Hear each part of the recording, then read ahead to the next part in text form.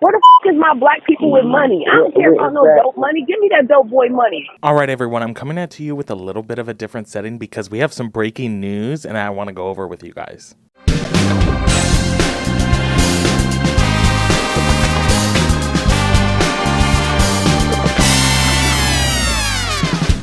So Krystel Matthews, coming out of District 117, is actually a Democratic person, I believe, a Democratic candidate that is running for re-election actively as we speak. As I'm talking right now, their election is going on. But okay, so if you guys don't know, Project Veritas went ahead and exposed some leaked audio that happened back in February. Now, let me tell you something. I've watched it all, and it is very important that people just watch this and just think of it with, you know, having like, what is that with an outlook where you're just like, okay, you know, I'm gonna take this with what it's worth. Now, if anything, this will open up your eyes and open up the doorway or the journey to what it's like being in politics as a Democrat. Now, I'm gonna play some of the conversation for you guys so you guys can go ahead and catch up with me, and we're gonna go ahead and break everything down together. We need people to run as Republicans in these local elections. And this is the only way you're going to change the dynamics in South Carolina. We can battle them in public all day. As long as we know we're working for the same goal, for me, I feel like, y'all, we need sleepers. When we get enough of us in there, we can wreak havoc for real from the inside out. Then we can flip some from the inside out. We got to take back some of these seats, especially in these local elections. We need a group of sleepers. And I still got to struggle to raise money for my campaign. Where the is my black people with money? I don't care about no dope money. Give me that dope boy money. Where the duffel bag boys? Find you somebody in your family that don't even know you donating to my campaign and put that under their name. Honestly, these ain't the same type of black people that I grew up around. I don't recognize these black men. So I don't black because I don't understand the type of black that they are. Now, can I talk intelligently? I can move in all kind of circles, but I love black people. I feel safest around my people. I'm very much in a lot of ways, but I know how to turn it off and turn it on. You know, I know how to be in certain spaces. You know, you got to be able to turn it off and turn it on. We need some folks that can wear all black at night and take their yard signs down when they sleeping. We ain't got to make a bunch of noise about it. We ain't got to go live about it. Just don't say just like when somebody drop money and you pick it up. You pick that up and keep walking. Okay, so after this, you guys, Project Veritas actually went ahead and caught her inside of it. Looked like some sort of restaurant.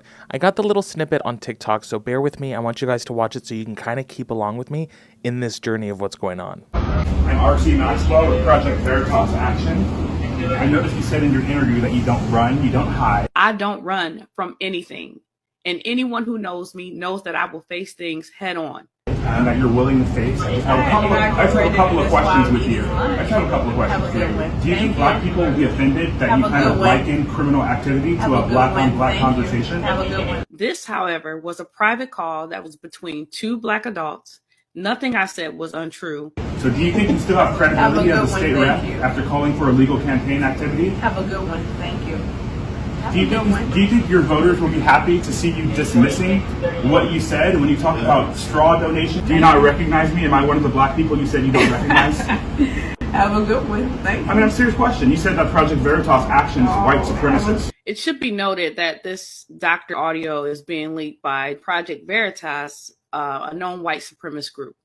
Do you want to correct your statement that Project Veritas Action are known white supremacists? Thank you. Do you think I'm a white supremacist? Here with Krystel Matthews, state rep for South Carolina, and she stood by her comments. She said they were taken out of context. My words were taken out of context. And now I'm asking her for that context. Do you think there's going to be ethics hearings? Do you expect any sort of significant action to follow the State House when you get back in session? You touched me with that mic. No problem. Money, duffel boys, dope boys, was that your term? Look, I'm black. You said you feel comfortable around black people. All right. So now that you guys have been caught up, she actually just did an interview today where she talked about the entire thing and tried to debunk everything that happened. Now, if you ask me, she's just basically saying, "Oh, I'm not with it because it was a private conversation and you violated my privacy or whatever." And I was just like, "Girl, you're a public figure. There is no privacy." Okay, so I want to go ahead and react to it with you guys so we can all break this down of how it happened. So welcome to the stage, Krystel Matthews. Well, first of all, thank you very much for coming over to speak with me. Of course, this is an issue that a lot of people are talking about today. And we first of all want to confirm, is this you in the phone call with a South Carolina prison inmate? So this is me in the phone call, yes. Okay. Representative Matthews, who are the other people, first of all, on that call? So hadn't named the woman, but she was an activist that called me on three-way and said, "Hey, I have somebody I'm really excited for you to meet." So I'm like, "Oh, okay, cool." But I didn't know he was an inmate and I didn't know him. So I didn't find that out until after the call was over. Did you know you were speaking with a prison inmate? No, I did not. No. So I messaged her after and I said, hey, why didn't you tell me? And she said, "Oh, I assumed you knew him. So I assumed you knew." I mean, I guess apparently he's pretty popular or whatever, but I mean, I don't know him. So, I mean. Let's stop right there. So I studied human behavior in college, and I'm just going to pause it right here only because I want to break something. So she basically said right here that she did not know the inmate, right? Now, that's fine and dandy. Let's say she didn't know the inmate. Cool, you don't know him. But the person that was in between you, that link, that chain linked, said, "Oh, I thought you knew who he was."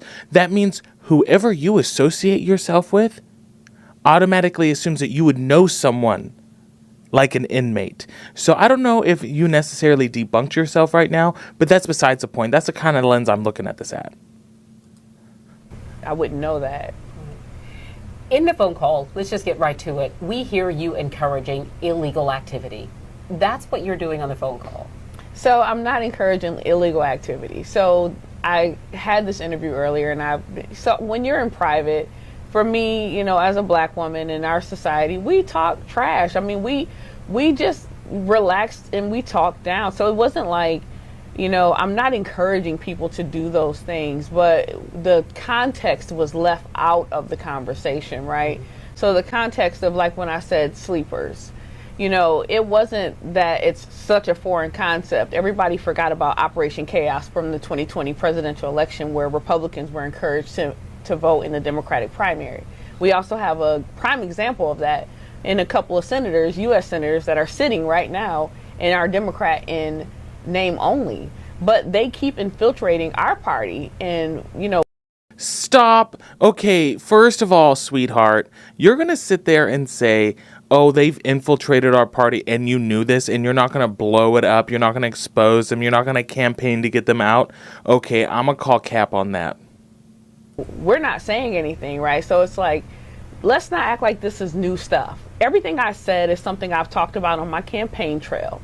It's the tone and the way I said it. I think that caught people so off guard.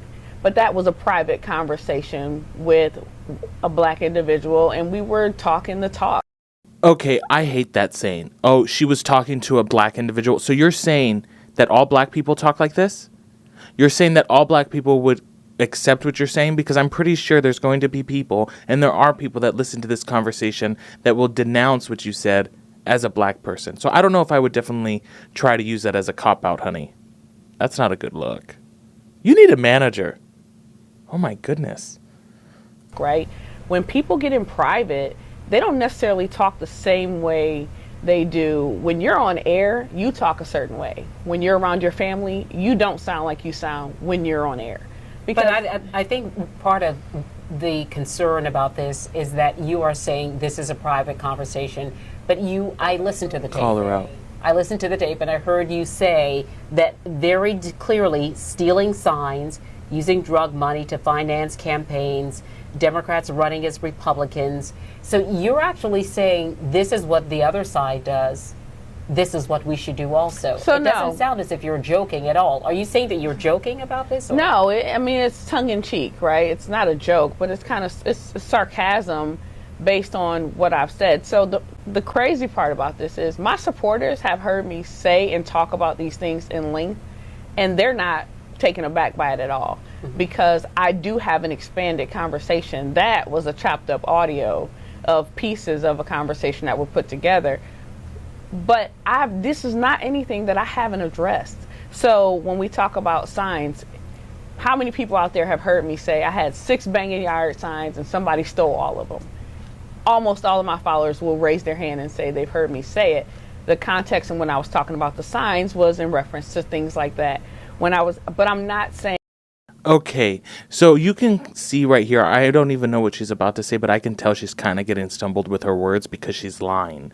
So you said in the audio to blatantly go out and steal people's yard signs and all that. Now, if you're trying to sit there and say you're kikiing with someone, okay, great, cool for you.